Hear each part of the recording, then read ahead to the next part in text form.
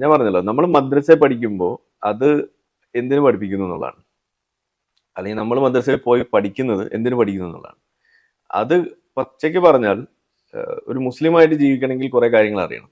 ഇപ്പൊ നിങ്ങളിപ്പോ ഒരു ഹിന്ദു മതവിശ്വാസിയാണെന്ന് ഞാൻ വിചാരിക്കുന്നു. അങ്ങനെയാണെന്നുണ്ടെങ്കിൽ നിങ്ങൾ എങ്ങനെയാണ് മതത്തിലെ കാര്യങ്ങൾ പഠിക്കുന്നത്? മതത്തിൽ ഇങ്ങനെ ഇങ്ങനെ ഒക്കെ ആചാരങ്ങളുണ്ട്, അല്ലെങ്കിൽ ഇങ്ങനെ അനുഷ്ഠാനങ്ങളുണ്ട്, ചില രീതികളുണ്ട് എന്ന് നിങ്ങൾ പഠിക്കുന്നത് എങ്ങനെയാണ്?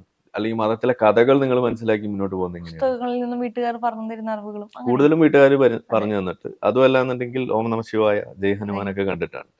പക്ഷെ ഒരു മുസ്ലിമിനെ സംബന്ധിച്ചിടത്തോളം, അല്ലെങ്കിൽ ഒരു സെമറ്റിക് മതം, ക്രിസ്ത്യാനികളായാലും ഇപ്പോ ഈവൻ ജൂതനാണെങ്കിൽ പോലും, അവരൊക്കെ മതം പഠിപ്പിക്കുന്നത് എങ്ങനെയാണെന്ന് വെച്ച് കഴിഞ്ഞാൽ അതിന് കൃത്യമായ ഒരു കരിക്കുലം വെച്ച് അത് ഇന്ന പോലെ ഇപ്പോ ചില കാര്യങ്ങൾ കംപ്ലീറ്റ് ചെയ്താൽ മാത്രമാണ് നിങ്ങൾക്ക് ചില കാര്യങ്ങൾ ചെയ്യാൻ പോലും പറ്റുള്ളൂ. അങ്ങനെയാണ് ഈ സെമറ്റിക് മതത്തിന്റെ ഒരു രീതി എന്ന് പറയുന്നത്. അത് ഇങ്ങനെ ജയഹനുമാൻ കണ്ട് നമുക്ക് പഠിക്കാൻ കഴിയില്ല. ഈ മതത്തെ കുറിച്ച് കൃത്യമായ ഒരു ബോധം വരുത്തുക എന്നുള്ളതാണ് മദ്രസകളുടെ ഒരു പ്രധാന ലക്ഷ്യം എന്ന് പറയുന്നത്. അത്രത്തോളം അതിനെക്കുറിച്ച് കേട്ടറിഞ്ഞിട്ടില്ല, അല്ലെങ്കിൽ അത്രത്തോളം അതിനെക്കുറിച്ച് അറിവ് നൽകിയിട്ടും എന്തിനു മതത്തെ വേണ്ടെന്ന് വെച്ചു?